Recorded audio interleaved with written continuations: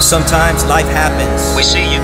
and you feel all alone We feel you. with nowhere to go. We got you. So many questions unanswered. We understand. Yeah. And you feel like you can't But God wrestle with understands. your own thoughts.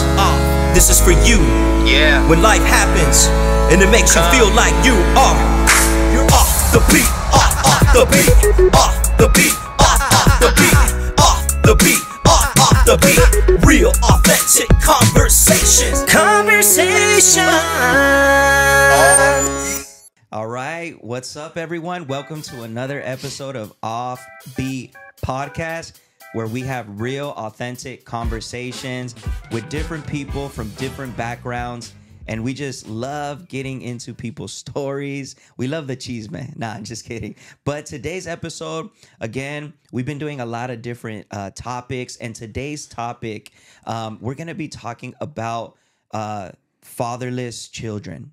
Okay. And the reason why this subject is so important, because it has a lot to do when having real authentic conversations. And let me just read something to you.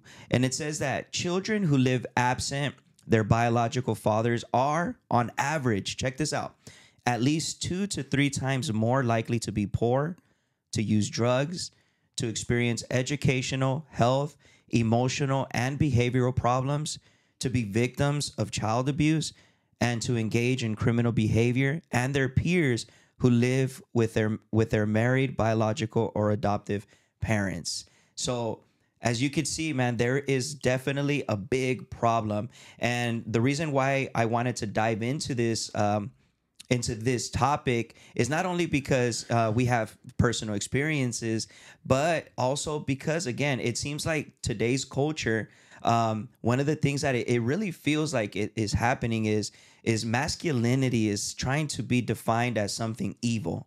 But we want to kind of change that narrative and show people that, man, you know what? Fathers do matter. Fathers matter in children's lives. And today's guest, man, he's been on here before. You know, you guys have known him from an episode that we dropped, you know, and I know that this topic is also dear to his heart. He has personal experiences. And then also, I'm sure he's been able to witness and see a lot of things in young people, young adults, and children that didn't have fathers growing up, because he was an LAPD officer. So let's give it up once again for Marlon. What's up, Hey, Marlon? what's going on, dude? Hey, thanks for the invite again. Yeah, no, man. It's always a pleasure driving here, thinking to myself and reminiscing the first episode we have. And I know you and I kind of spoke, and we said, you know what? I was thinking to myself, let's do an absent father. I think that's it's super important for many reasons. And you know what? I'm going to do the same thing you did. I'm going to read into something that I think is very, very important for the audience to know. Check this out. According to the U.S. Census Bureau, 18.4 million children, which is 1 in 4, think about that, live without a biological, step, or adopted father in the home, okay? It says here, that's enough children to fill New York City twice and Los Angeles 4 times a year. Wow. So it's almost as if it's considered a pandemic, if you will. Yeah. At least that's the way I see it. No, that's 100%, man. And that's an interesting way, because, again, like a lot of this language that's being used in today's culture, you know, we cancel a lot of things. We demonize a lot of things. You know, we call what's good evil, and we call what evil is good, you know, and honestly, it's one of those things that it is a pandemic. It really is, you know, because a lot of times what's going on is that it almost seems, and I'm not into conspiracies. I'm not really like, I'll hear conspiracy theories out and everything, but I try not to go down that rabbit hole. Right. But it really does seem like a conspiracy to kill off, and not literal in the literal sense, but to kill off fatherhood and the importance of fatherhood, Marlon.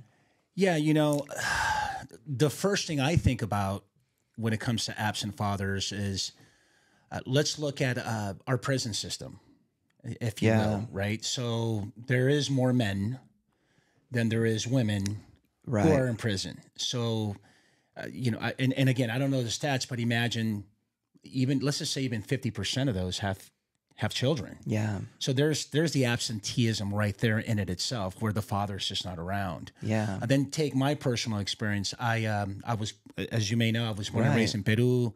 I had to make a decision, not just me, but my family, my brother and my sister, to come here to the States at 12 years old.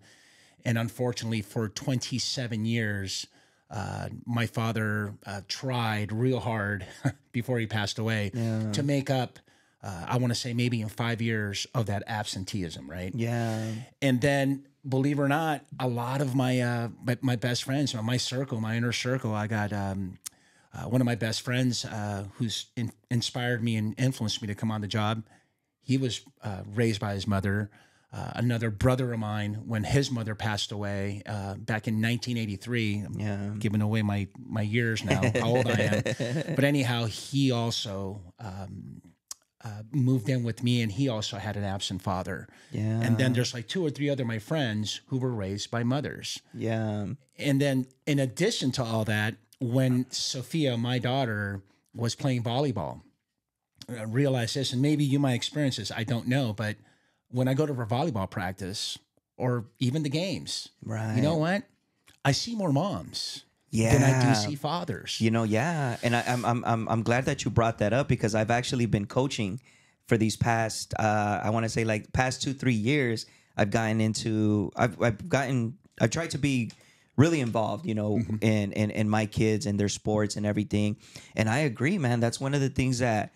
And you can definitely tell, and again, this isn't taken wrong or taken out of context, but the thing is that you can tell when I'm coaching the kids, you can tell which ones have a good reinforcement of a father. You know, you can tell which ones, you know, because even just the simple ways of carrying themselves, the eye contact factors, the security factors, the confidence factors. There's a lot of things that, you know, even the way, because, you know, coaching is like, hey, you know what I mean? It's, and then especially me, man, I'm a hard coach, man. Like I admit it, you know what I mean? Your kids? With my kids. Oh yeah. I'm like, I will always be harder on my kids. Right. And, but even when it comes to others' kids, you know, cause you're dealing with other people's kids too, you know. Correct. But I try to be the same, you know. I try to be fair, but at the same time, you know, when it comes to sports, it's like, hey, you're pushing them. You see potential in them, and you're pushing them. Right. But you can see when you approach that or you challenge that, you can tell which ones don't have maybe a father figure in their life, you know, by the way they respond sometimes. And so, you know, and I want to kind of maybe let's dive in there first, you know, like in that first realm right there. Let's talk about your experience, you know what I mean? Because that's why I love this, and I love that you're here, because I believe we're going to bring a different dynamic, because sometimes when we think about fatherless children, all we think about is, like you gave the example of those that are in the prison system. So we think of all the ones that have made mistakes, and we think, okay, well, yeah, they're absent fathers. But then I like this because you bring a different light. You know, you've been having success. You've had success in your life. You know, you didn't turn out, you know, to be a rotten apple. You know, you turned out, you know, you followed a good career path. You know, you're still doing it. And but yet, you know, for you to be able to bring that awareness and like, hey, you know what? Yeah, I've had all this, but there was that time in my life where I did have an absent father. So talk about that. What kind of things did bring you back, and what kind of things, how did it affect you, Marlon? Oh gosh, where do we begin besides neglect and abandonment, which is something that we all experience. Yeah. Not just having an absent father, but just having an absent parent. Yeah. But more so than anything else, a father figure is huge. You know that from a sense that, you know, it keeps... You know, for whatever reason, especially as a boy, when you look up, I mean, you have 2 boys, right? Yeah. And so it's kind of the example. It's like mom is like very nurturing, right? Very soft, and you know, she's going to make me food, and you know, I feel very soft in the sense that I'm being taken care of. Yeah. Dad, on the other hand, has this like hierarchy, you know, and you try to be strict, you know, so they look at you and you both model those kids. Right. And so for me, I didn't really have that because my mom was here in the United States and my dad, even though he was remarried, had a stepmother, it's kind of like, well, I miss my mom, but I'm really paying attention to my dad. I'll give you an example. So when I play soccer, which is soccer's my thing. I mean, I'm a junkie. I to this very day, I still play with my old 50 heads. We're out there on Sunday for an hour, and That's what's it up. takes me like 4 days to recover. But that's besides another point. That's a whole nother different conversation. But I remember when I was like, I want to say 6, 7 years old. I was in the Catholic school in the soccer team, and we're on like some championship game. Everybody's in the crowd, including my father. Yeah. The mere fact that my dad was present made me feel like, you know what?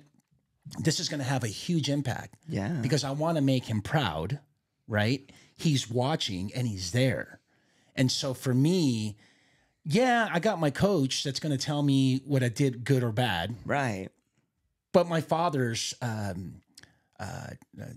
criticism or his scrutiny is going to have an impact on me more. 100%. Wouldn't you agree? 100%. And so for me, I can till this very day, I can still remember that game vividly, what happened. I think at one point, the ball came out and I grabbed it with 2 hands, and I think it was the referee whistle saying that it was a handball. And I'm sitting here trying to argue, well, what are you talking about? The ball went out. And and then I started crying. Yeah, I was a little bit of a crybaby. And then my dad's looking at me, don't you cry, keep playing, you know. So having that presence is so important. Now, fast forward, oh gosh, until right before I got married. So that would have been 2002. I had a soccer tournament in the police and fire games, local. I think it was here in Santa Ana. Okay. It was my father. My father came to my wedding, and my father was with me the whole time. Yeah. I told my wife at the time, hey, listen, we can't go on our honeymoon because we have this huge soccer tournament. And she's like, well, you know, little things like that kind of matter. I wish I would have gotten, you know what, babe, don't worry about it. You're going to be fine. Kick ass, win, get the gold medal, and we're good. But just to save time and effort and all It wasn't this, taken so pleasantly. It wasn't, that wasn't really said. So you can figure out the rest. Yeah. Anyhow, my dad was with me, and my dad went to the game. And I got to tell you, man, I was 30, 31, 32. One of the best feelings in the world. Why? Because it brought me back to my childhood, but I knew that he was there. And he was there to give me advice. He was there to support me. He was there to have me. So I wrap up to say that if you don't have your father, that's huge. And get this, there's doesn't even go in the statistics. There's actual kids right now that are going through, you know, maybe some neglect and abandonment, who knows, that actually have their father at home. But you know what? They also happen to be absent. Exactly. And that's a statistic that you really can't quantify. You can't really. No, and I get what you're saying, because it's hard to put it because it goes into context, and every situation has its own context. As a matter of fact, it just reminded me because I had a guest on here not too long ago, and we kind of got into that discussion.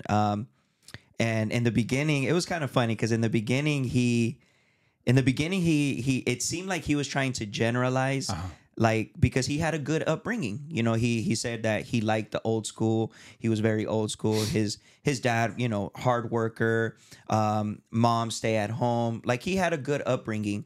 But then there was a comment that he had mentioned that in a way he tried to generalize how, you know, there's a lot of people that, you know, are ungrateful, or, you know, that, you know, that are ungrateful because maybe they did have the parent, but maybe the parent wasn't as involved and stuff like that.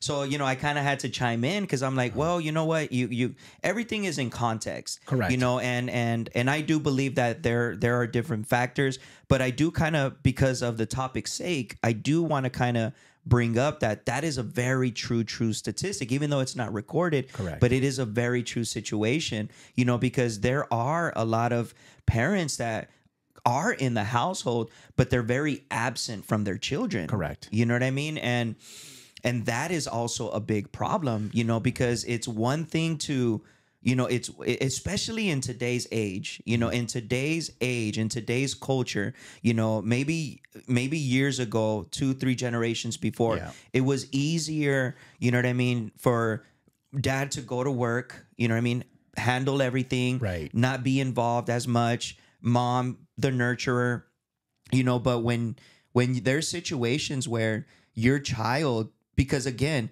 every child is also different.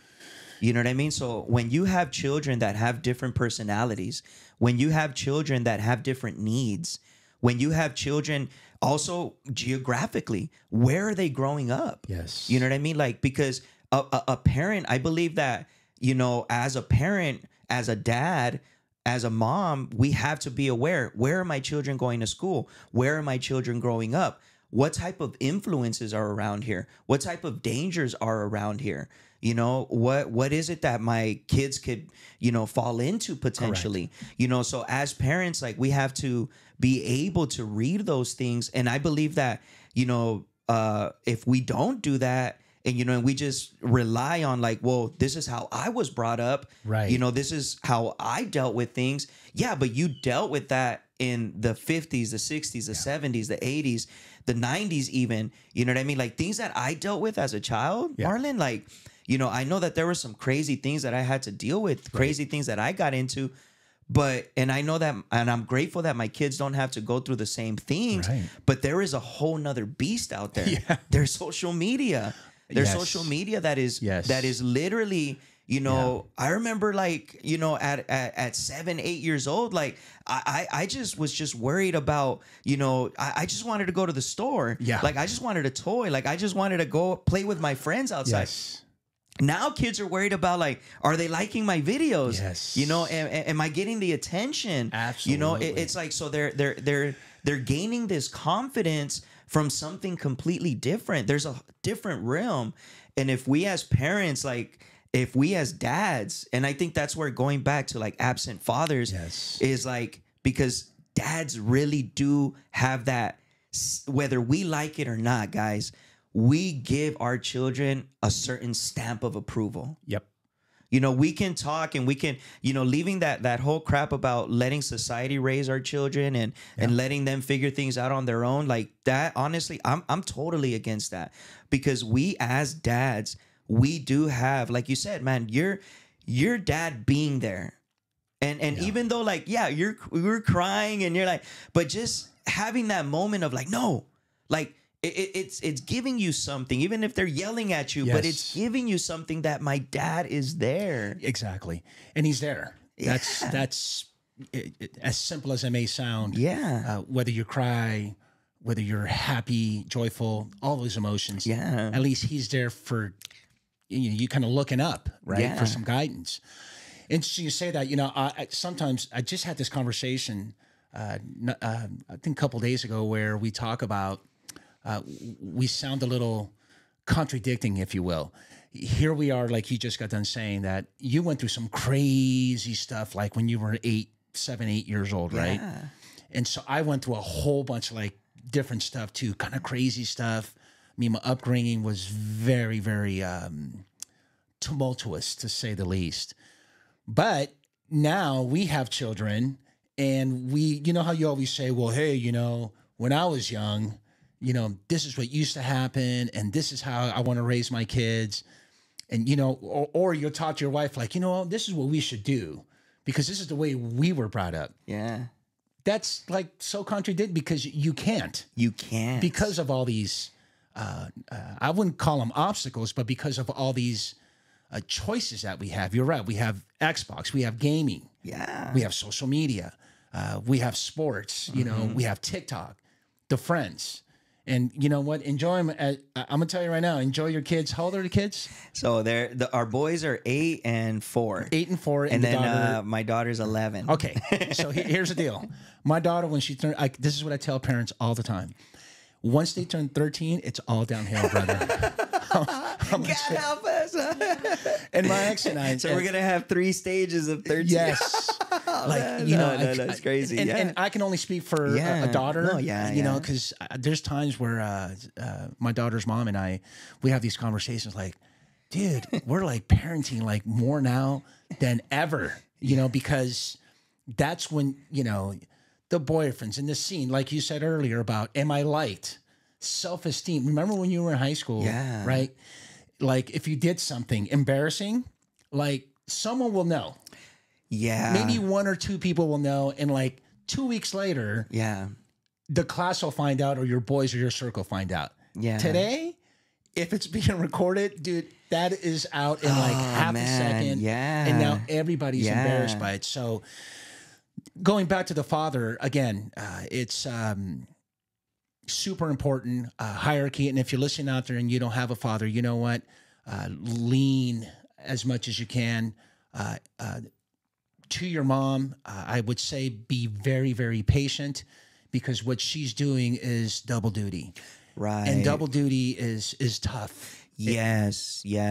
No, and that's where like and that's where it is a very tough conversation to have, you know, and that's why I really hope that this message, that this episode, you know, finds itself to the right ears, you know, because even to dads, you know, to tell them that it's not too late, you know, that it's never too late. I recently did an episode with one of my co-hosts and my wife. We did an episode on co-parenting. Yes. You know, I'm not sure if I released a few clips on that, you know, and I was really, really strong in my message towards dads, because I was like, you know what, like, you know, I just, it's sad to see that, you know, dads just relying on the court systems and blaming the court systems and this and that, and, you know, finding any excuse in the book not to be present in their child's life.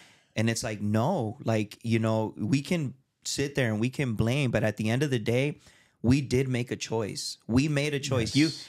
You maybe didn't plan that pregnancy, given, right, like, you know, probably, you know, 2 of ours weren't, you know what I mean? Like, we didn't say, like, you know, but hey, it at the end of the day, it happens, you know, and you are responsible for that child. You have a life. It's not a car payment. You know what I mean? It's not even like a house payment. It's a life, you know, that you are now responsible for. Absolutely. Look, you know, I'm a 13-year veteran co-parent, if you will. And I got to tell you that, and again, this is just my take, my lens. The way I see it is, at some point you're going to have closure with your significant other, or if it was planned, if it wasn't planned, oops, oh shit, you're married. I mean, I'm sorry, you're pregnant. Yeah. You know, and so the problem is, I shouldn't say the problem, the challenge is that the emotions that come with division, separation, and even just complete permanent divorce, right? Both parties are not willing to have closure and to tell themselves, you know what, let's not make it about me. Yeah. Meaning, I don't like you. This is what you did to me, and I can't believe either party. Yeah, you know, husband or wife. Yeah, it doesn't matter. Goes both ways. It goes both ways. The issue, especially with men, though, so I'll talk about from a father's standpoint, is that your ego sometimes gets the best of you, man. And you know what? Yeah, you gotta have. If you need therapy, go get it, because sometimes you have to be a better person. Yeah, and that's weak. Talk about being strong compared to weakness. It's weak in your part not to be able to accept that, you know what? This is done. Exactly. You and I are done. But you know what? We have a tremendous responsibility and duties to do what's best. And guess what? I don't want to weaponize my kids. Exactly. And that's what I've seen. I love it. Weaponize. Yeah, I love that. In terms of like the experience that I've had where I've seen co-parenting and friends, it happens all the time. Yeah. But in terms of work, it's even worse. I mean, I've seen, there's times when I've been in patrol, you know, I worked in LAPD. I can tell you, I've probably arrested in the times I was in the streets, maybe close to 50 domestic violence arrests. And what I come to realize is that knowing it's a different dynamic is the father for the most time gets arrested, right? Yeah. The husband gets arrested. So here you are, you have a felony arrest and you go through the court system or whatever the case may be. I don't think at any point the father's thinking about, hey, I got to be a better dad. I think you're being selfish and asking yourself, you know what? I got to get myself out of this and to be better. So that's tough because once you get arrested, then what happens? Yeah.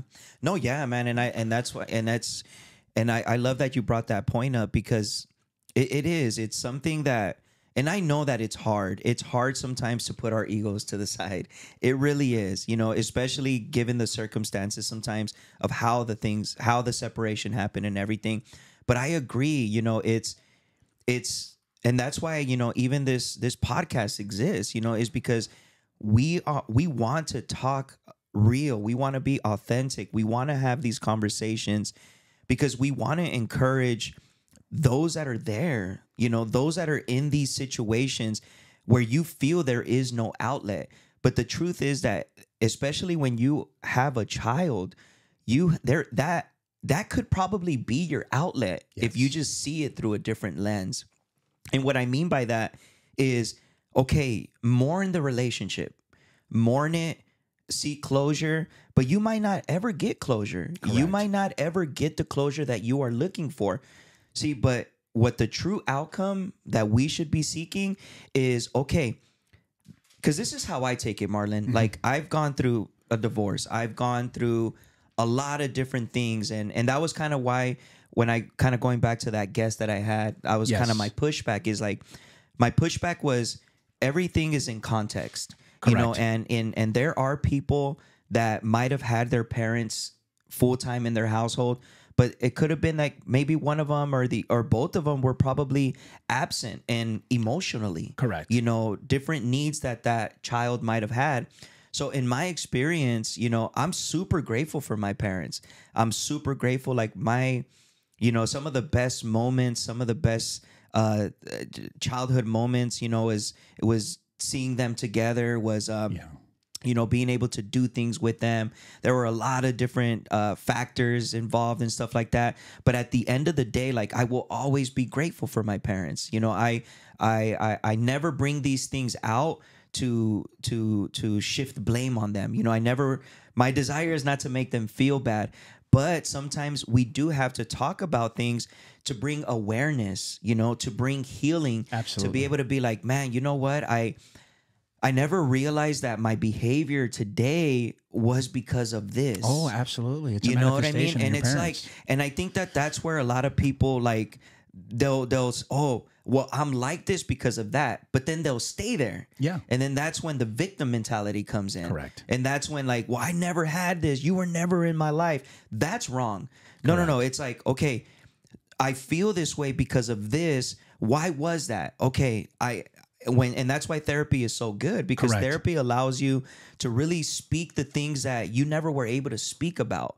And it allows you to, because I don't know if it happens to you, Marlon, but sometimes, like, in your thoughts, you can sound a certain way. Right. But then once you speak it, it's like, oh, like, okay, that sounds different. Yes. Like, yeah. The delivery is different. Yeah, the delivery is different. You're like, oh, man, that's interesting. Like, yeah, maybe I was being dramatic about this. Yes. Maybe I was being too intense. Yeah. Maybe I was rude. Maybe I was me. Whatever the case. We're drama. You know what I'm Women saying? don't say we're drama. Yeah. So, you know what I mean? So, like, a lot of times it's not so much venting it or talking about it because we're ungrateful, but it's sometimes talking about those things so that now, as parents, how can I do better?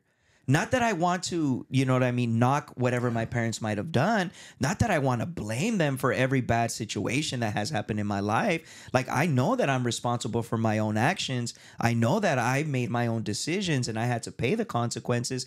But at the end of the day, if there were factors in my life, if there were certain moments where my parents should have been more present, you know, how can I learn from it so that I can avoid these type of detours for my kids? Correct. Because I don't know about you, Marlon, but I don't desire, again, I can't shield my kids from everything. I understand that. Right.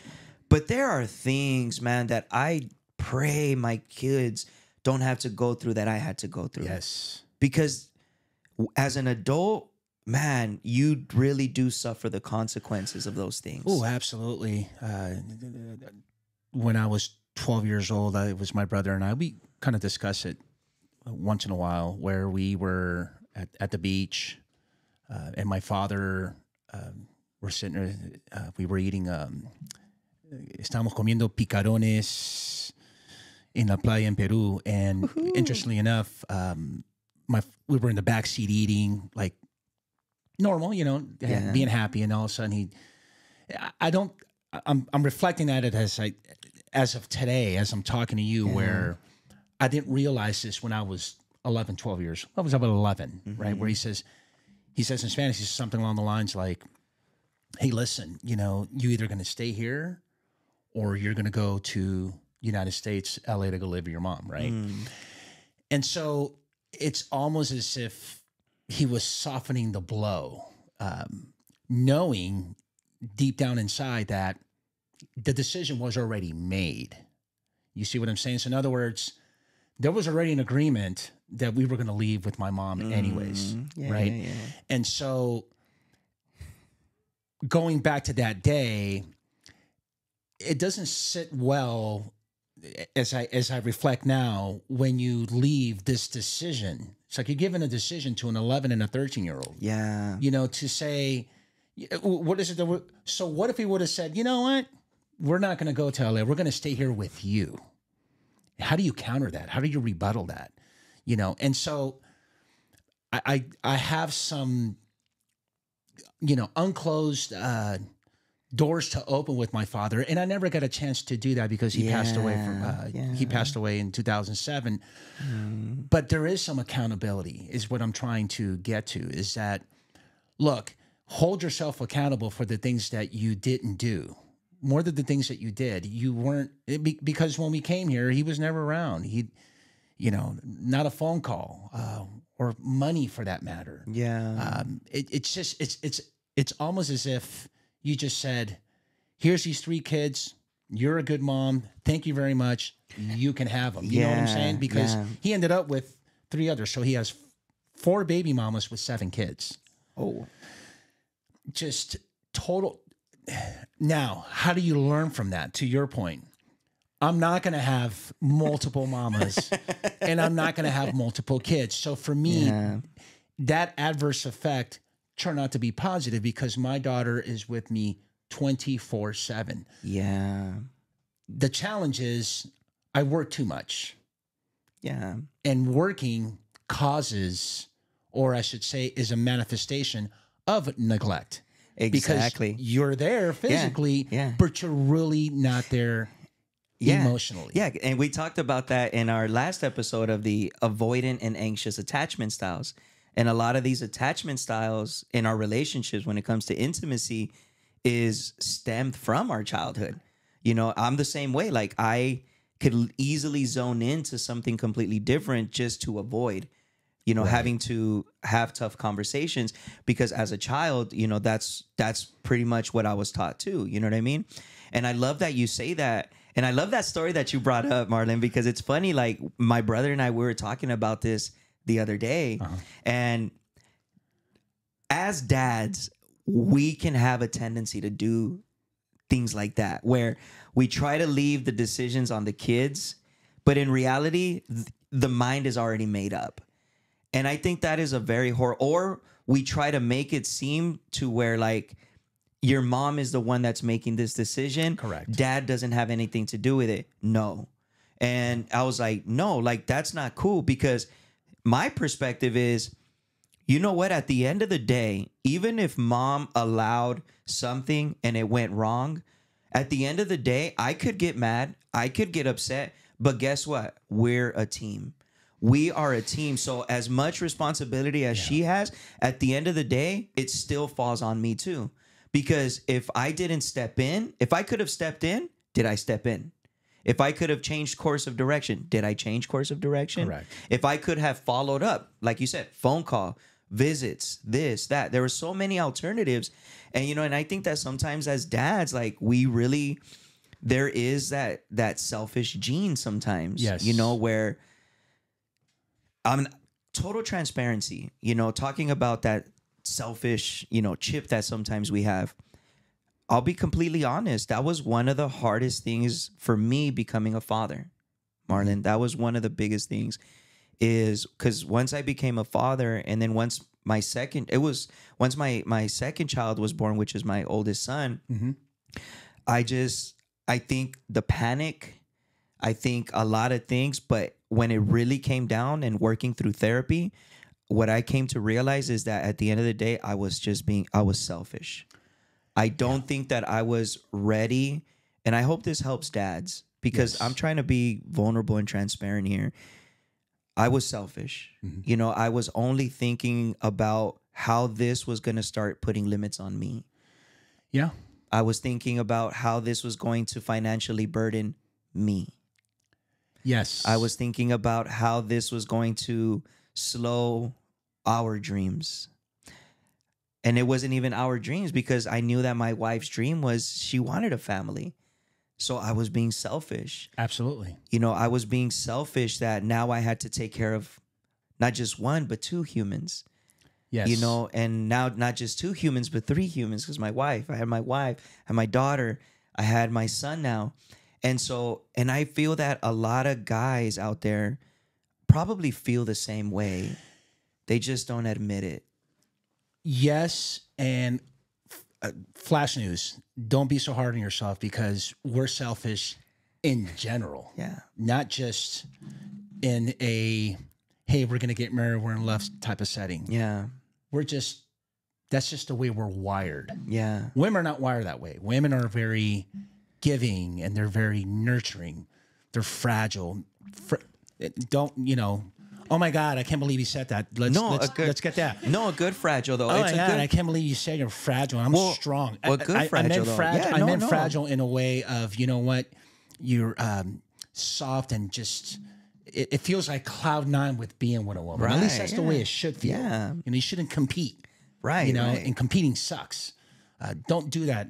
Don't do that in a relationship. Yeah. You're not in this to see who's better, see who makes more money, and see who's a better parent. Yeah. Although I will admit, you know, dads, we're Disneyland. We are Disneyland dads. I've been called that throughout my entire father career, if you will. But I like it. I'm cool. I'm okay with that. Yeah. You know, because that's what I suppose that's what I wanted my daughter to feel. With that being said, it goes with, it's just historically, bro. Look, we are what? We're the hunters. Right? I mean, back in the cave days, who had to go and hunt? Yeah. We did. Yeah. So it's all me, right? When you met someone at the ballroom, you know, whatever, even at a club, whatever, who asks who to dance? Yeah. You do. You take the lead.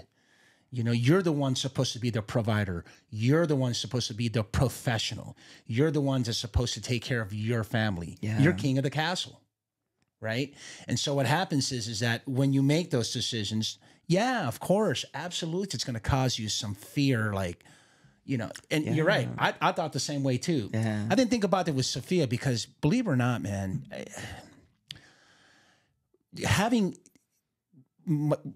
the first time I saw my mom and dad got divorced when I was 3 years old. Mm-hmm. So I didn't really see them together. Mm-hmm. First time I ever had dinner with mom and dad was 19 when he actually came to visit. Wow. And I'm sitting here, you know, I think it was like a boss big boy, and I'm looking at him just going, wow, my mom and dad are like right in front of me, and we're having this dialogue and this conversation. It feels great.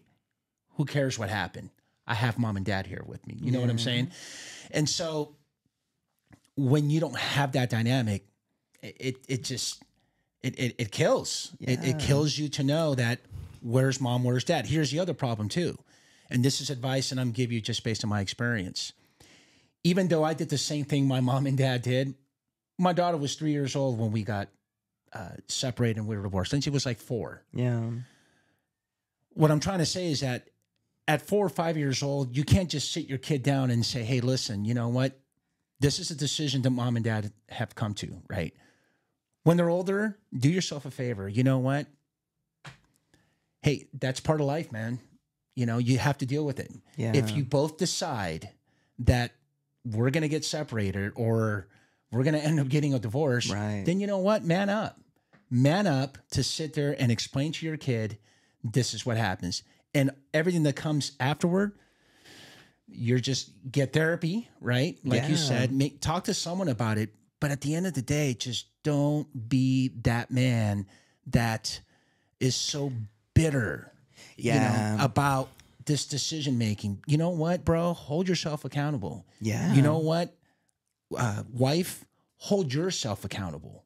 You know, and that's the problem. And like you said, with so many distractions, and again, each of us have our own unique set of circumstances. Right. I'm here to tell you that I take it your mom and dad have been married this whole time? No. So my parents actually divorced like, you know, years later. So Okay. yeah. So my point is that even if you do have parents, and I know this because my ex-wife has both mom and dad been married for 40 plus years. Yeah. You know, when I came here to the States, man, I don't know about these. I mean, Mexicans are the best people. Look, I'm like half Mexican. My ex-wife is Mexican, but I love Mexico like you wouldn't believe. It's beautiful, man. It's the Hombres, best. mujeres, el cultura es extraordinario. Without a doubt, 100%. Ceviche too? El ceviche no, ya hemos hablado de eso. El ceviche ya sabemos, ya. Tú ya sabes, ya. Yeah. But the thing is that what I realize, and it happens not just in Mexican, it happens in a lot of Latin families, Latinos. You have families, parents stay together for like 40, 50 years. Right. Forever. Yeah. But here's the deal. You don't know what their transgressions are. They won't tell you. And if you ask, I don't know. They might tell you. They might cut corners. Yeah. They don't really want to tell you. So guess what? They also had issues. Issues to the point where, you know what? I'm out. I don't want to be in this marriage anymore. But for whatever reason, those days, that tradition, esa cultura, you don't do that. Right. Okay, but that's not to say that just because you know what? Yeah, I don't get along with my wife, you know, and I've done infidelity, abuse, the whole nine. You know what? I'm going to stick around just like my parents did. Yeah. But then again, how do I know any better? Right. Or what were your circumstances, abuelo, abuela, mom and dad, that made you stick together? Yeah. You see what I'm saying? So it's almost hypocritical in a sense. Yeah. You know, It in a is. sense that, you know what? I'm not going to take responsibility for my transgressions, but you know what? I'm going to stick around. So what ends up happening more often is the woman says, you know what? I've had enough, man. Enough is enough. I am out, because that's not how you're going to treat me. And that's not how you're going to treat my children. I want my children to be in a better environment. Yeah. And then here comes that cycle. And that's the reason why we have, 18.4 million absent fathers. So very good point. Yeah, no, Absolutely. you brought a very interesting point. You did, you know, and I think that, I mean, I believe that would be a great idea, you know, like here in California, for example, like that would be something that would be greatly implemented. Is like, hey, if there is a divorce and children are involved, you know, making it something like mandatory or somehow like implementing it where like, hey, counseling is a must. Yes. You know what I mean? Like, I think that it's sad that they want to bring parenting classes and all that once they're in the prison system. Yes. They want to bring parenting classes once they catch a domestic abuse case. You know, they want to force these type of stuff. And it's like, no, they should. I think that would be something great, like within that. Yeah. You know, as I was driving here, I was thinking about, you know, incarcerated men. The only reason I'm thinking about that is because it's got to be just an emotional, just mind blower, because half of you must be thinking, man, I let my kids down. I want to see my kids so bad. And the other half, and again, depending on the circumstances, man, she put a case on me. Yeah. Or she made me do this. Or she was doing something. So we start blaming the partner. Yeah. When in reality, you know what? Do some self-reflection. You know, there's a big probable reason why you did what you did. Yeah. You know, or I should say, there's a big reason why she did whatever. Yeah. Whatever those circumstances that led you to the fact that you committed a crime and you were convicted of it. Right. And now, so what do you do when you get out? Do you, that's got to be, I mean, talk about the emotion, talk about the heavy lifting from an emotional perspective about, man, I want to be there for my kids, and I just got to like shut this door down and have closure with her and just be there for my kids, because in reality, I'd let them down. Does that make sense? No, yeah, of course. Yeah, it's really zoning in. It kind of reminds me right now when you were talking about that. It reminds me, have you ever watched that movie Blow? Yes. With Johnny Depp? I remember a little bit of it. That's such a good movie, man. I love that movie. And but I love that one of the moments that it reminded me right now when you were talking was when George, I think that's his character in the movie, towards the end when he's released from prison. He's released from prison, and his daughter, he works out an agreement with the mom. Okay. I forget what's her name. She's a famous actress, but anyways, makes an agreement. She's like, okay, well, you know what, start doing this, start doing that, and I'll start letting you, spend more time with her. And so you could see the conflict in him where he wanted his daughter, like he wanted to be with her, he wanted to regain that time, he wanted to regain that trust. But then it sucks because then he takes on another job, an illegal job. You remember that part? Do you think kind of so. start? Yes. So because he's like, he needs money because he's trying to get more custody with. Correct. But he ends up doing the wrong thing, and he ends up getting set up like by his own friends. He got set up by the DA. Like, it was just bad. And so I remember and now. and then he's and I think he's narrating. He's like, man, he's like, I didn't care about my friends betraying me. I didn't care about, the 18 kilos. I didn't care about this. I didn't care about, he's like, the only thing that I could reflect on in that moment was that I broke my little girl's heart again. Yeah, that's devastating.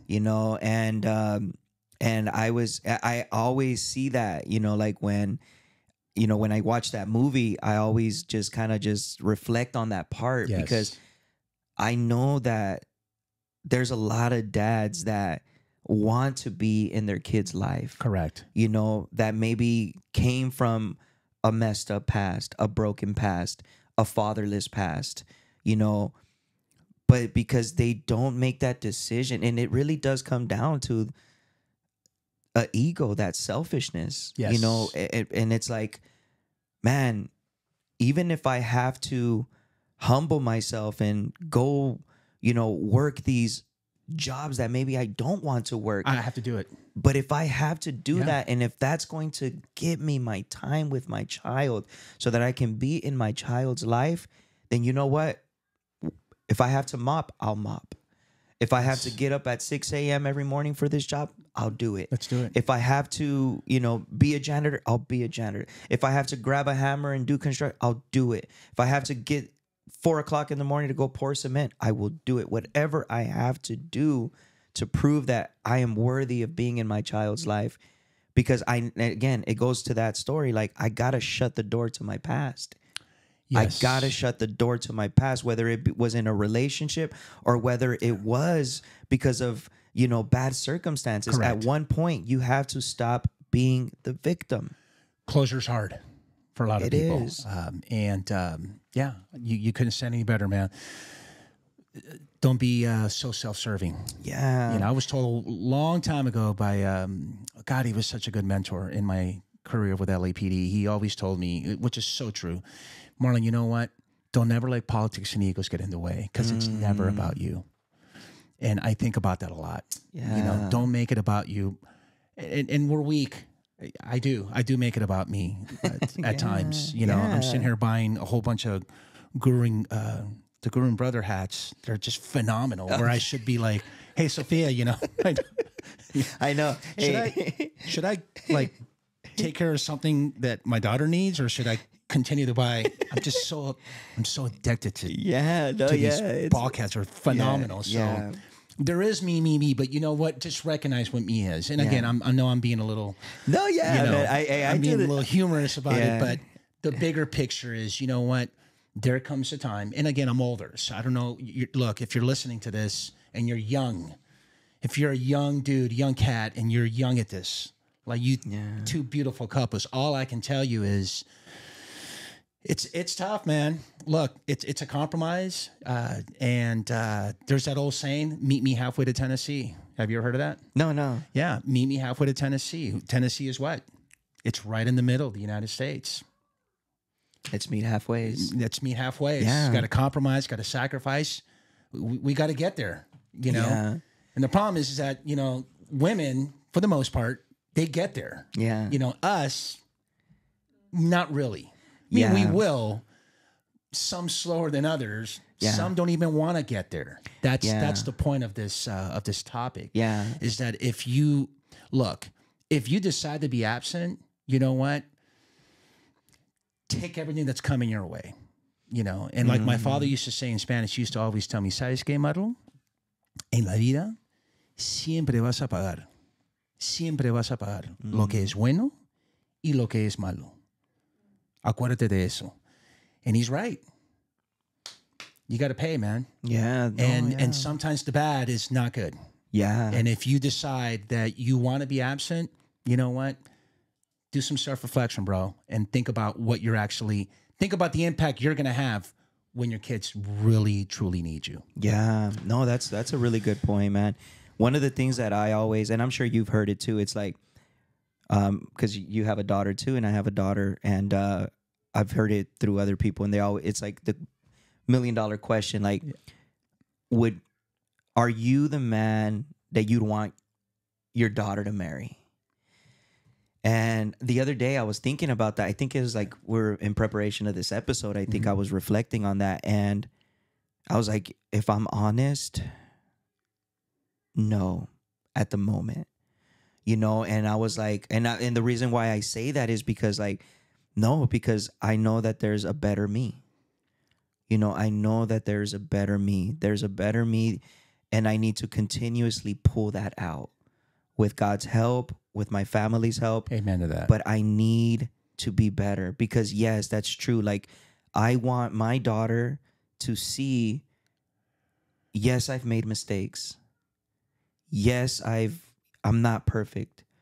But I want you to see what it is to fight for that change. Correct. You know, and I think that sometimes even there's dads out there that they feel so guilty. They feel so shameful. Correct. Because of what they've done. Or they feel that, you know, hey, I haven't been around for the last 2, 3, 4 years. And sometimes as dads, because I think that it's so true. Like, women have that nurturing factor where they will run. You know, they will run to Tennessee, like you said. They will run to Tennessee.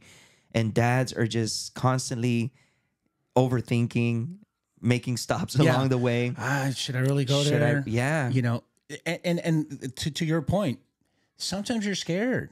Yeah. You're scared of that. That's that What fear. if I let her down? What if I let him down? You know what? I haven't been around for 2 years. Yeah. How are they going to take it? Talk about, you know, we're supposed to be some strong-minded, confident man, but yet you can't go face your own kid. You know, and when that's deep. That's some deep stuff. That's deep, bro. But you got to take it, man. You got to pay. You know, look, that first meeting after those 2 years might be an emotional, just mind, you know, F, if you know what I mean. I don't want to say bad words in your podcast, but it's going to be tough. Yeah. But you know what? You got to take it, bro. Yeah. Because you're making effort. Deep down inside, he or she is going to appreciate that you actually showed up. Now, do you have some explaining to do? Absolutely. Yeah. You know, and again, maybe your circumstances are completely different. Yeah. But all a kid wants is like anything else, communication, love, nurturing, and for you to be there. Yeah. No, 100%, man. Every kid desires that. I always look back and think about, that's one of the things that I really start to do more now with my boys and with my kids, because first of all, like my wife, she always encourages that. She's always, every time I get frustrated or, you know, I feel like, what am I doing? What's going on when it comes to our kids, is one of the things she always tells me is like, you got to remind yourself, how was it when you were that age? And it's true. And I have to always remind myself, what is it that I would have wanted? What is it that I would have liked? You know, how is it, you know, and it's not so much that because again, like I don't coddle my kids. I really don't. Like my wife knows that, right, babe? Like I don't coddle to my kids. Like if they do something wrong, they do something wrong, you know, Right. but I am their defender.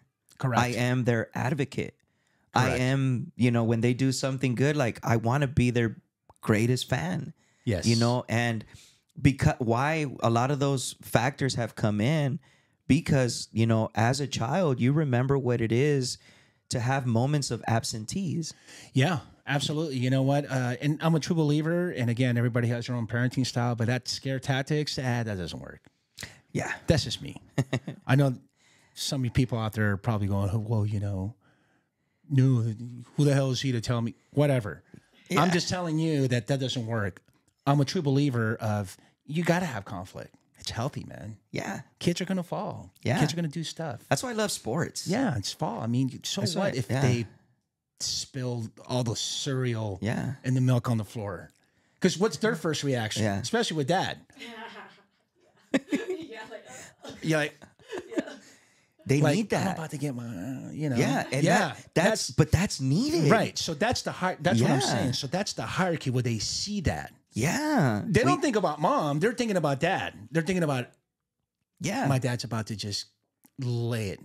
He's about to just slay me on this, right? Yeah. So now you're up. And so the question is, how do you handle that? Because here's the problem. There it is. If you do that, if they see, because we are modeled, you know, we observe, we're modeled by our parents. Yeah. You know, there's that saying, everybody says, what, the apple doesn't fall far from the tree, which is true. It's true. That's a true, accurate they statement. stem from But- us. Yeah. But what happens is that there's your opportunity because now it's your turn. Yeah. So how do you handle it? Say, okay, papito, don't worry about it. You know what? It's okay. It happens. You know, just be careful next time. Yeah. You know, and this, and that. And if it happens again, be careful. When you give that sense of comfortability, if you will. there's safe space. Right. Because what happens is if you go off and you start, I mean, you heavy hand in the whole nine, then you start creating some division. Right. I sound like Dr. Marachi, like a little bit. Yeah, like no, I should have gotten yeah. this. Like, I don't. I'm just joking because these are just things that I think about. You know, when my daughter would spill something, or Yeah. you know, or you know how you go to the restaurant or something, and you they're see some acting kid. up. I had a radio. Oh, this is the best. I'm gonna tell you a story. It's war story time. I had a radio call. I'll never forget this. It was at Costco, and Costco, Walmart stories are the best. this is a classic. So my partner and I get there, and the person who calls says, oh, you know what? I just saw, was it a mom? It was a mom. Just smacked this kid right across the face in the parking lot in the cart, right? And that was just so disrespectful. I can't believe she did that. She's abusing her child, right? Or something like that, right? And of course, I'm thinking to myself, you know, you try, look, when you're in uniform, you're a police officer, you tell, look at your partner, you're like, you know, you probably deserve it, you know, I don't know. You know? Yeah, you don't know what Bien happened. dicho, qué bueno. You know, like, okay, cool. What? Maybe you just, you know, you're thinking, maybe you deserve it. So, you know what, man? We're, you know, can you describe where they are? So, you know, we're taking the information. And they're inside shopping. And so we waited. We waited for them to come out. Because, look, and again, just so we know that the criminal statute on this case is like completely out of statute. It's like it happened. God, I'm taking you back to 2002. Okay. So it's been a long time, right? More than 20 years. But back then, you're thinking, well, I don't know. It might be. It's kind of like a crime. You know, you just can't be smacking your kid around in the middle, you know, in public. I don't know. So we're thinking it might, you know, it's like child endangerment, possibly, right? And so here we are. I have to like talk to the mom and start telling her, look, this is what happened, this, and that. And she's like, I can't believe, what are you talking about? My kid was, and I'm, look, ma'am, you know what? I totally understand, but we're going to have to go to the station. So we had to detain the mom, bring the kid, and we had to call the father. So the father comes to the station. You know, we're just patrol officers, so I'm not like really in tune or have complete knowledge of the elements of child endangerment. So we had to go to these juvenile detectives. That's why we went to the station, is to say, okay, look, just wait here and we're going to go, and because there's a possibility that you just might get arrested for doing something like this, right? And so we would talk to the detectives, and father comes, and the detective said, no, dude, it's no crime. Yeah. You know, take an info report. But the whole time I'm thinking is like, you know what? Maybe you deserved it, you know. But the way she described it was completely different than what we actually, you know. Right. And she said, you know, hey, sometimes I have to discipline my kid. And that's the point of this incident, is that there's times where you do have to discipline your kid to get the point across. I know it's tough. Yeah. And the father's like, when he came in, he goes, look, I am so sorry. I'm so embarrassed. I can't believe this happened. But my son, it just, he acts up a lot. Yeah. Basically telling us, I ain't got no problem. Well, yeah. You know. Yeah, no, and it sucks, man, because, you know, you just, you think to yourself, you know, there's different styles of parenting. I understand that. But having the father that was a good reliever. Yeah, you know, it was will, like, because it was like good reinforcement. Correct. Like, It was a good reinforcement. That's what I'm looking for, where he actually was able to, you know, kind of say, hey, this is just not an aberration. Right. And he could have said, what are you talking about? This has never happened before, you know, but he was in total agreement. It looks like the kid's behavior wasn't all great at the time, and so I'll never forget that. You know, it's Costco. Yeah, Be careful. Yeah, no, seriously, because I don't know what's going to happen today. Yeah, no, I know. That's why, like, I remember my parents. I mean, they were huge on disciplining us, and I will be always the first to admit that probably 90% of the time we deserved it. Right. The other 10%, it was because, like, they were just on edge and they were just, whatever, you know what I mean? But yeah, no, I mean, we, as far as how they disciplined us, yeah, I mean, it was always something that I understood. I understood why they did what they did sometimes. I try not to mimic the exact, same style, you know what I mean? Point. But, you know what I mean? What I personally try to do is, like, I really try to be that strong reinforcement in my kid's life. You know what I mean? Because I just know that, man, like, hey, you know what? Like, just because I had this type of upbringing, it doesn't mean that I don't discount or discredit everything. Like, I take what was good. And one thing that was good is, like, I can honestly say that growing up, our parents, really saved us from a lot. Right. Because I want to say probably...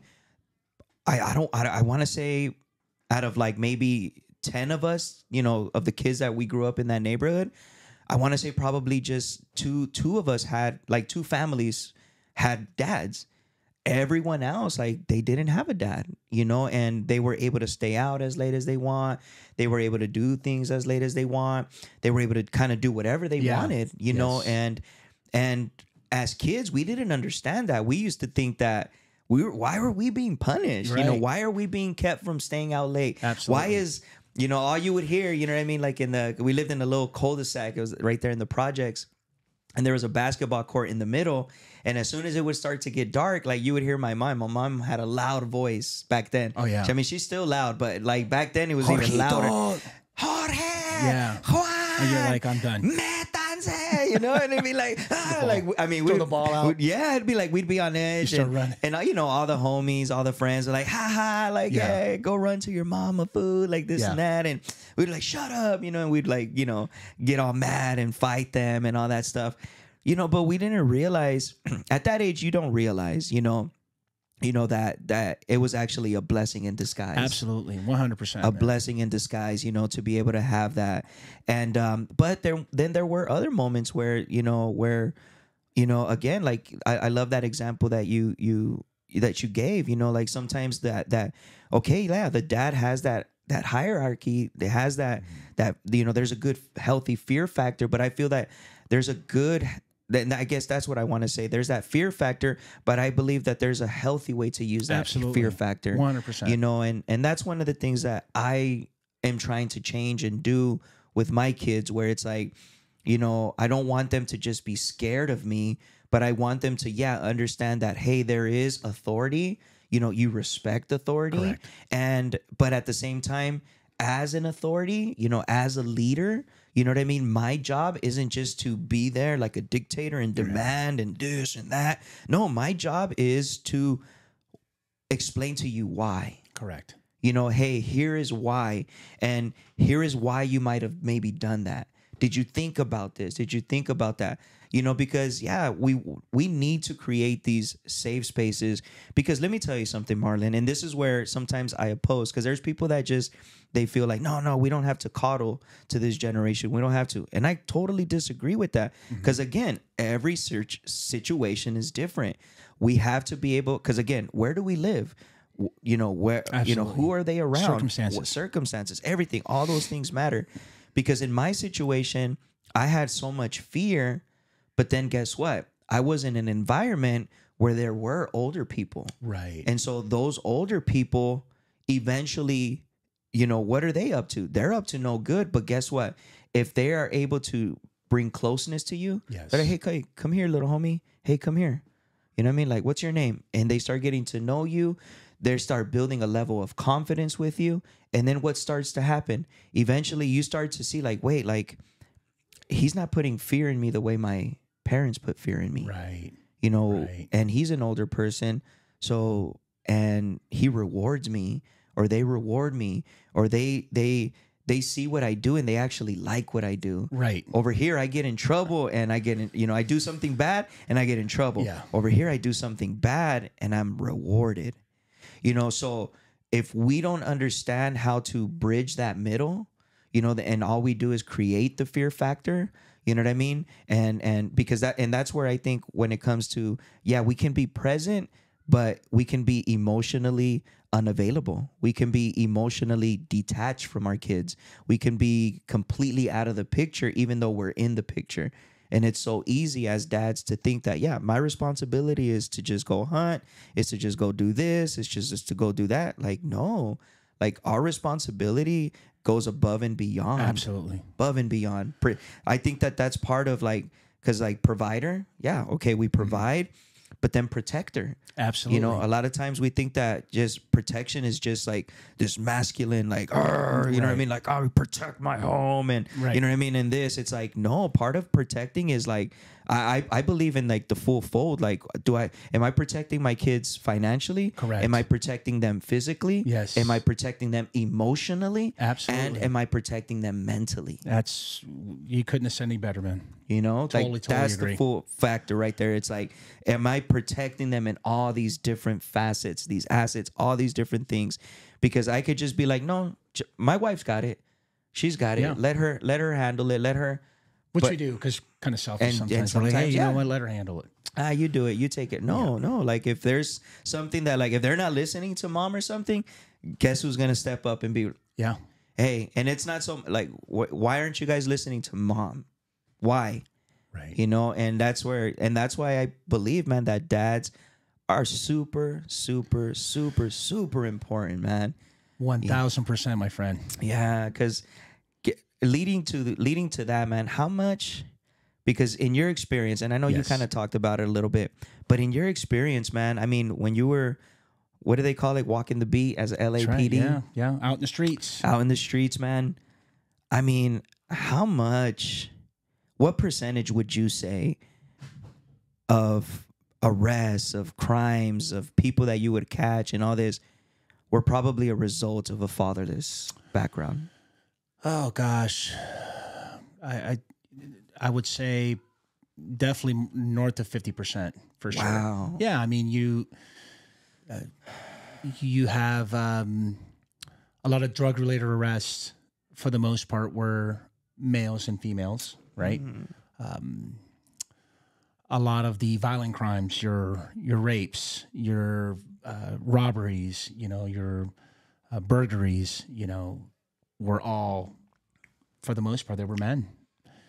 And maybe some had no choice but to provide for their family. Yeah. Could be. The other ones, could be insecurities, could be drug habits, whatever the case may be. But a lot of it has to do with, unfortunately, the male counterpart more than the female. Yeah. And that's where you create, the absenteeism. It's just very, very unfortunate. Yeah. And we hope to get better. I don't know what the stats are, today, but when I was in the streets, you're talking mid 2000s, where a lot of the arrests were male dominant, and I would venture to say that a lot of them were fathers who are now going to be absent because they have to face and go through the criminal justice system. And that's one of the things that I always look at, Marlon, is and I know some people might.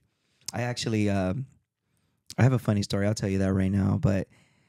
I know that a lot of people might not agree, especially when it comes to victims of crime. I know that when victims of crime, they have a complete different perspective, when it comes to when a crime is committed and it involves them or a family member.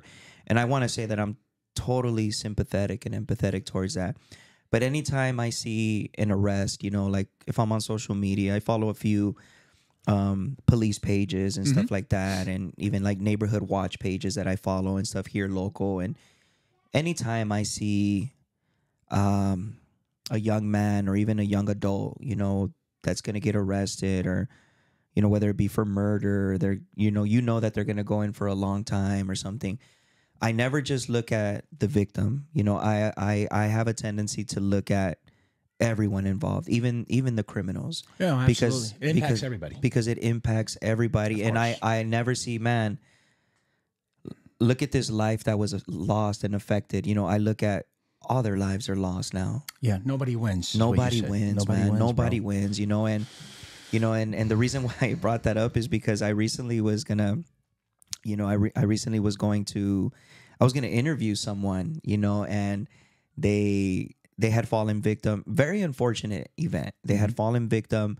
to, they were an on-duty officer. They were an on-duty officer, and she had fallen victim to it was a domestic call, I think, and she got attacked and beaten really bad, really bad. Very, very, look, and I made it very clear that I was very sympathetic and empathetic towards that situation.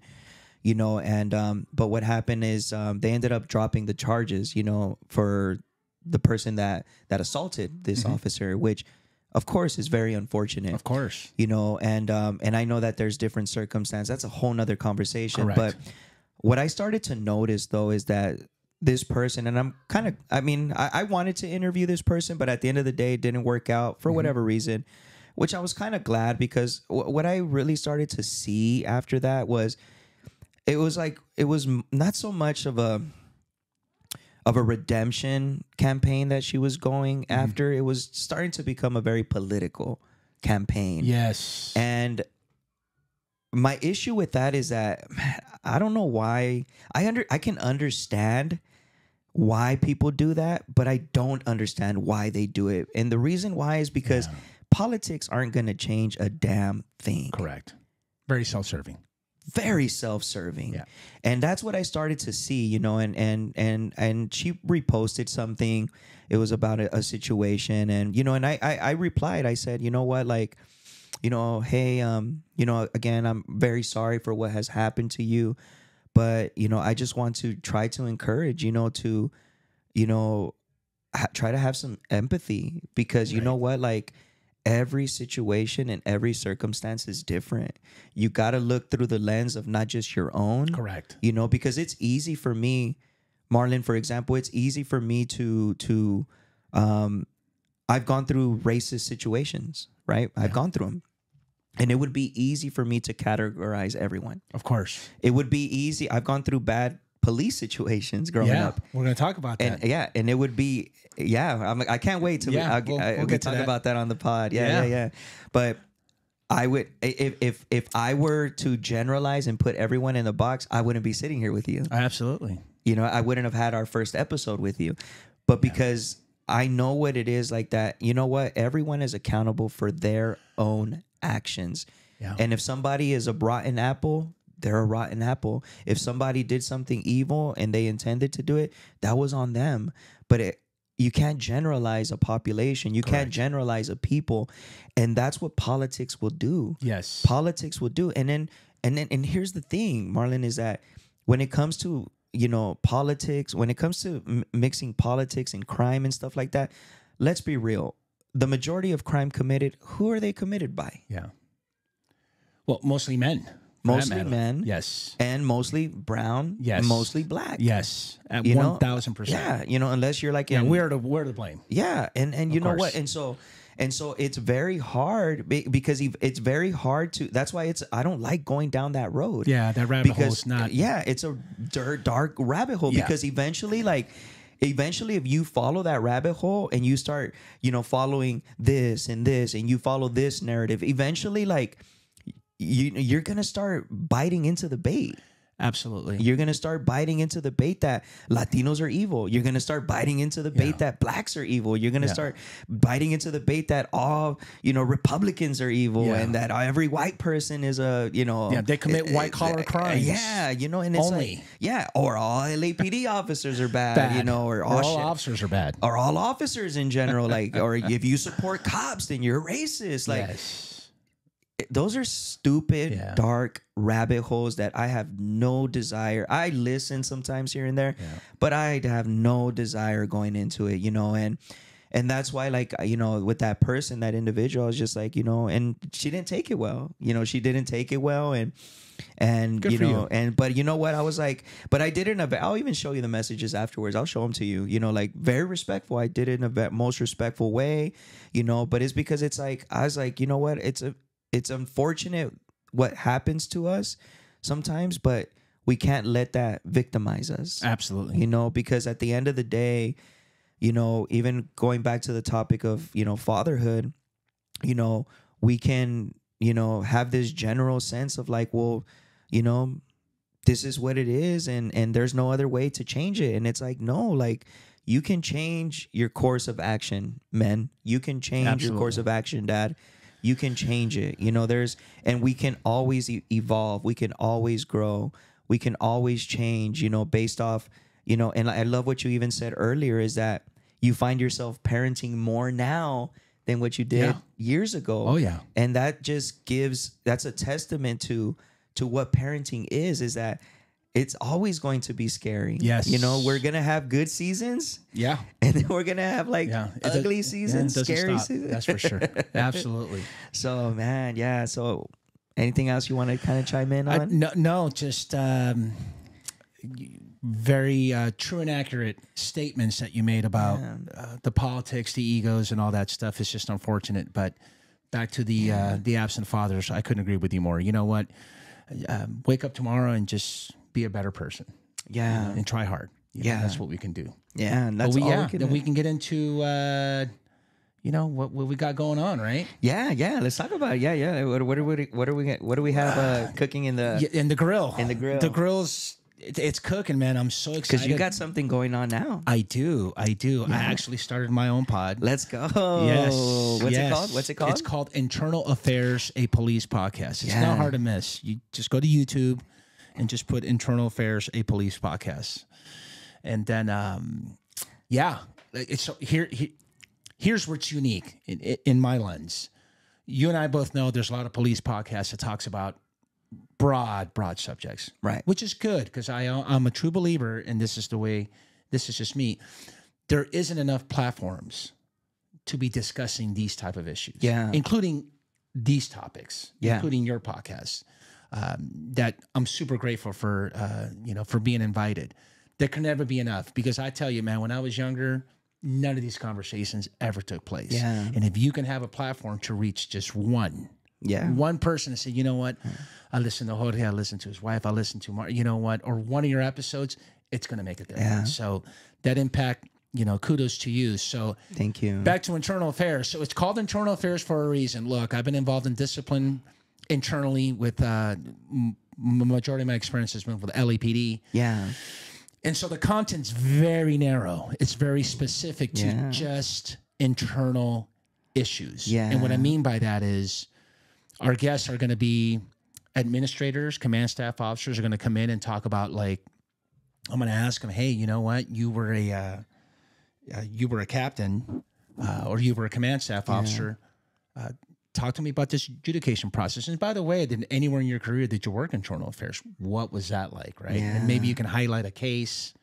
You know, we'll discuss that. Then you have guests are going to come in and talk about, hey, I was an officer and I got an IA complaint, and let me tell you what happened.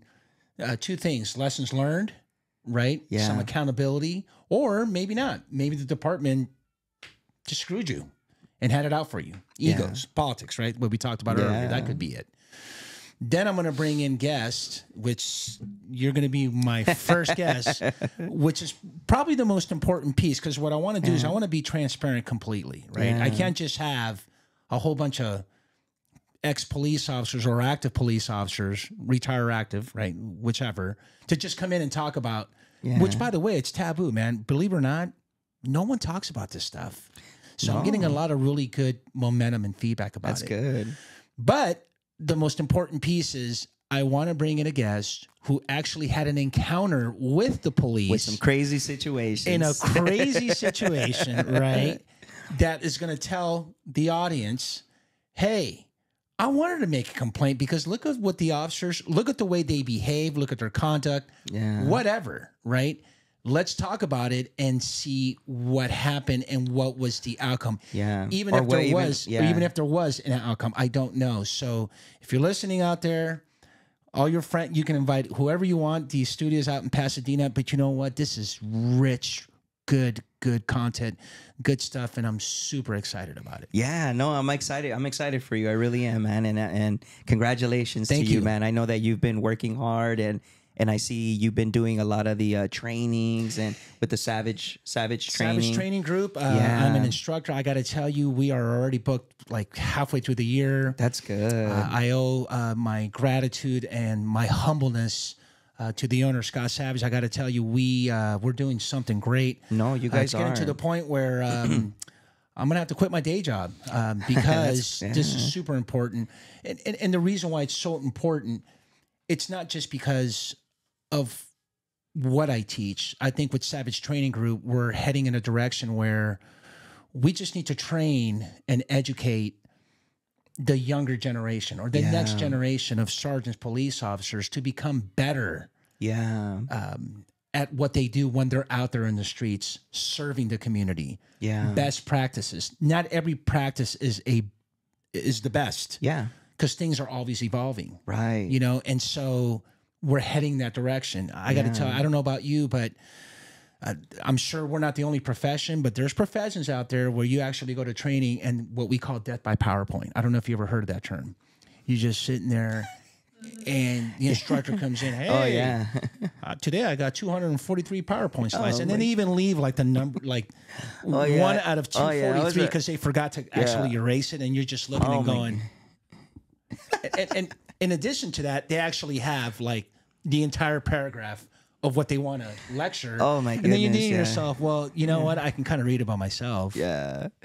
Oh yeah, you know, I sat through so many of those. Right. So that's what we call death by PowerPoint, and so I love we that highlight term. that. You can use that all you want. I've died a few times already, because man. and in our community, you know, in our world, our police world, it happens. He's so 24 years of LAPD, and I'm thinking to myself, you know what? When are you going to evolve? So right. And so what we're trying to do is we're trying to change this evolution of training where we're actually engaging group exercises, teach back. Look, I'm not going to sit here and lecture. I want you to not only get a nugget or get something out of this, but you know what? Go back and give it to your officers or your sergeants, whoever, and continue that education. Yeah. So that's where we're heading, and that's super important. And very grateful, blessed. Yeah, no, I love it. I love it, Marlon. And that's why I really enjoy having you. I really enjoy having these conversations with you because, you know, I know exactly where you stand as far as like, I know you back blue. You back blue. You've said it before. Yes. And I love that. But I love that, you know, you're not so stuck in that you're not afraid to, you know, hey, when a situation was wrong, it was wrong. You know, and that's one thing that I love about it because there's even things with me. Like I love a good debate. I love a good conversation. Yes. I love a good talk. And I'm willing to admit when I'm wrong. When I'm wrong, Absolutely. I'm wrong. You know what I mean? I'm not always right. Yep. You know, my wife knows that more than anything. You know what I mean? Like Yep. I've probably had to apologize to her more times than none. Yeah, you know, no. because you think that you got it right and it turns out like you were totally wrong. Yeah. You know, and that's one thing that I love. You know, and Appreciate and that. you know, so I think that what you're doing and your story and everything, because even like that, like kind of going back to what the topic we're talking about today, you know, fatherless, Yes. you know, a fatherless, absent fathers, right? You know, there's a lot of people, even within the task forces, even within the police departments that struggle with these, you know, absolutely. and a lot of times like they'll take that to work with them. You know what I mean? 100%. And I think that that's so cool that you have this side of you too, this experience, you know, of yourself, you know what I mean? And that you're also going to be able to pour that into our police officers. Because regardless, I don't care what people think. Like I still, you know, I'm a homeowner. I'm a resident here in San Bernardino. I'm a father. I'm a husband, and so I still have a level of respect and a level of expectation of our officers, and I Yes. appreciate them, and I support what they do, you know, because they are helping. They're doing what they can to keep our community safe. Absolutely. At the end of the day, they really are, you know, and I don't care what anyone says. I don't care what side political stand you stand on. I could care less.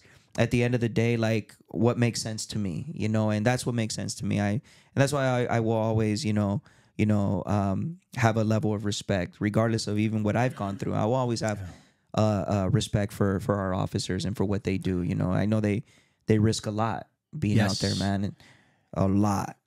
We definitely, So, we appreciate that. yeah. And thank you. So, Marlon, thank you so much. I hope that you guys learned something today. Again, if this resonates with you at all, you know, something that I might have said or Marlon said, you know what? Again, it's not to make you feel guilty. It's not to bring shame on you. You know, I believe I shared some very vulnerable things. I was scared, you know, at becoming a dad. I wanted to run.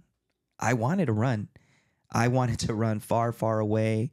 There were times even when my kids were smaller where I wanted to just run because I felt like I don't think I'm going to be good at this.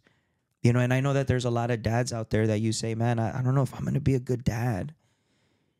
And I want you to know that, you know what, don't worry about comparing yourself to someone else. You know, maybe you have a friend or someone and you see, man, they're such a great dad. But I don't think I have that in me. I don't know if I could be that dad or, you know, to my daughter, to my son. But you know what? Your child isn't even thinking about that. You know what your child is thinking about? They're just thinking about your face. They're just thinking about looking at you. They're just thinking about that moment when you're going to feed them the bottle and you're going to burp them. They're just thinking about those moments when you're going to run in the park with them. They're not comparing you. They're not saying, oh, is my dad better than them or this. You know what they're thinking about? They're just thinking about you being present right there with them.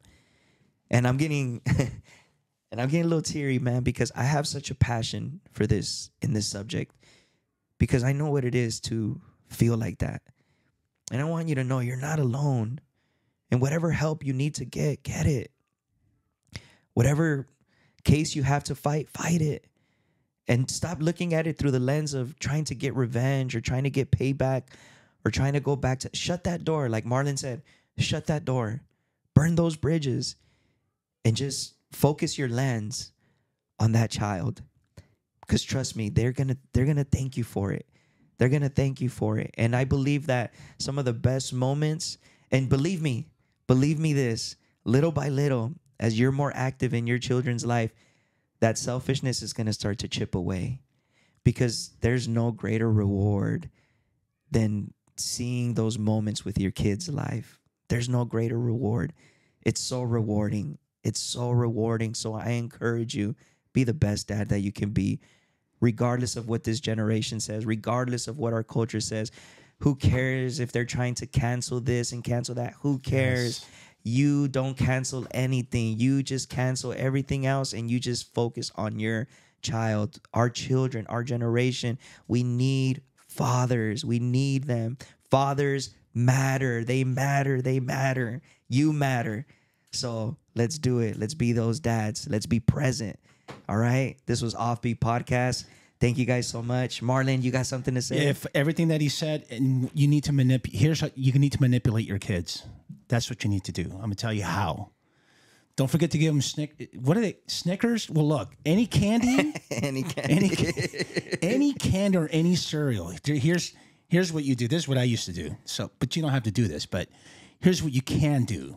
Just a little bit of advice. You need to manipulate them. Like say, hey, listen. If I give you this candy, kind of like dangle right in front of them, or the cereal. You give cereal with all the sugar. Look, if you give your kid a lot of sugar, that's not really a good thing. It really isn't, especially in the evening. However, if you are going to do that, just kind of say, you know what? Look, if you do that, you need to pay it. The only reason why I'm giving you this is if you pay attention to your mom and clean your room. Right? Yeah. It's the art of manipulation. You got to use it in a positive light. Yes. I'm telling you, it works. I don't know if it'll work for you. You know what our thing is no, it does. Our thing is, so it's we reward them by taking them to the gas station. There you go. Manipulation's the best. It's like, all right, you guys behave. We'll take you guys to the gas station. There you go. Because they know they're going to go to the store. They know they're going to be able to pick what they want. Hold on. Don't look. Here's the deal. Here is the deal. I used to always do that with Sophia. And I'm blessed, and I worked, and I couldn't echo more than what you said. Be present, be out there. Certainly, it affected me a lot. To this very day, I still struggle with a lot. Consistency. There is some behavioral issues that I work through. I'm in my 50s, and every day I wake up to try to be a better father to my daughter. And you know what? I think I'm doing a good job, but don't ever stop to think that you cannot do a better job.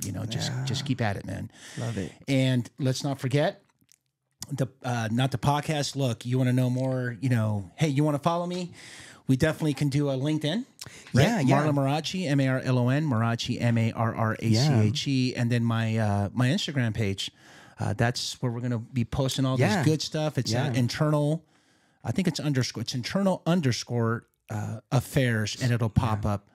And God, I'm just so grateful, blessed, and super humbled by being here with you and your lovely wife. Likewise, it's an honor for us. It really is. Muchísimas gracias. Yeah, hermanito. no, de nada. And you know what? I will give you the ceviche peruano.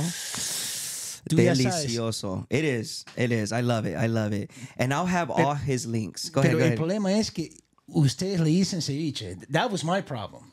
O sea, es que ven a tratar ese ceviche. Es que it's our ceviche. It's our ceviche. No, pero that's what it's called, right? You're like, I was like, really? That's what it's called? In other words, I thought it was... Mira, si tú conoces a un peruano, they will always say ceviche. Oh, yeah. That's like territorial. Oh, yeah. That's they like get very... words, bro. You're like, what? Well, the first time... That was how I came to taste it, because the first... Like, no, you haven't tried ceviche. Right. And so I went to a Peruano restaurant, and they ordered ceviche, and I was like... Again, going back to what I said earlier, I will admit when I'm wrong. Bro, that's like saying mole. That's like let's say you go into I don't know, Argentina, and saying, you want some mole? You're going to be like, what? What? Mole? Oh, heck no. Where the hell, you know what I'm saying? No, yeah. Tinga, mole, pozole.